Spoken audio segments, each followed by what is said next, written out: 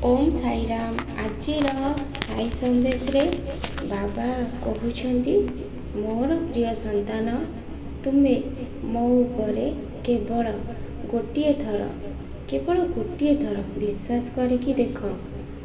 तुमे मो उपरे पूर्ण भरोसा रख। तुमर समस्त असुविधा को मोर चरण रे रखी दियो। आउ तुमे तुम निजको मो पाखरे आत्मसमर्पण कर एवं आउ एते चिंता कर नहीं। मोर एही कथा को ध्यान सहकारे सुन एवं मने रख। तुमर मंगल हेब। आउ मो कथा को काम रे लगाओ। मु जानी छी तुम जीवन रे बहुत बड़ असुविधा रही। आउ तुमे बहुत बड़ समस्या रे घांटी होइछ, किंतु आजी मु तुमको यही आश्वासन देउअछि जे तुमे मो उपरे पूर्ण भरोसा रख। मु सब किछि ठीक करदेबी।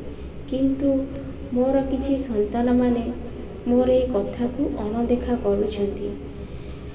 खाली कहउछंती, तुमे तो सब बेले यही संदेश माध्यम रे कहूछ कि आमर सबु समस्या सबु ठीक करदेव, काई किछि तो हो नहीं। मोर संतान, किछि कर्मफल रही थाए जहाको केही काटी परिबेनी।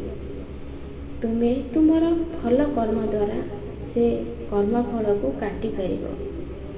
तुमे भरोसा रख। तुमर समस्त कार्य मु करिबी। विश्वास रे एमिति शक्ति अछि जे विश्वास करिछि ईश्वरଙ୍କ उपरे, ताकू एई समाज रे केही कोनोसी कार्य रे हरई पारेनी। तुमे जदि भरोसा रखिब, तुमर समस्त कार्य को मु करिदेबी। किछि असुविधा हेबनी तुमर मोर संतान। तुमे तुम लक्ष्य स्थल रे पहुँच। मु सेठी तुम सांगरे रहिबी। आउ तुमर भल मंदर चिंता मते तो लागिछि मोर संतान। मु प्रतिटी मुहूर्त रे तुम कथा भाबुछि। आउ सबुबेले चिंता करुछि मो संतान मानकु से सुख दबा पाई। तुमे किंतु मो उपरे भरोसा रख। कोनोसी असुविधा तुमर हेब नाही। मु प्रतिटी मुहूर्त रे तुम सहित अछि। जदि तुमर कोनोसी कार्य हेउनी तुमको लागुछि, ताहाले आजि ठारू 21 दिन पर्यंत तुमे प्रतिदिन 7 थर लेखा हनुमान चालीसा पाठ कर। तुमर से कार्य पूर्ण हो जिवो। तुमर कोनोसी संकट आसीबनी। से संकट आसीबा पूर्वरु ता बाटेरे चली जिवो। से तुम पाख भी माड़ीबनी। प्रतिटी मुहूर्त रे तुमे मो नाम को स्मरण कर। मु तुमको मार्गदर्शन करेबी। मु तुमको स्वप्न माध्यम रे भी दर्शन देबी। आउ तुमे बहुत जल्दी मो पाखकू शिरडी आसुछ।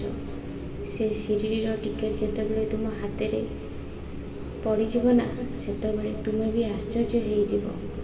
सतरे बाबा मो पाई कौन करिसेंती सेतेबेले चिंता करियो मोर संतान।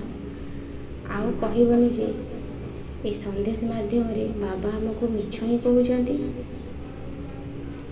तुमे सखाळु जेतेबेले उठुछ, भगवान को नाम को स्मरण कर।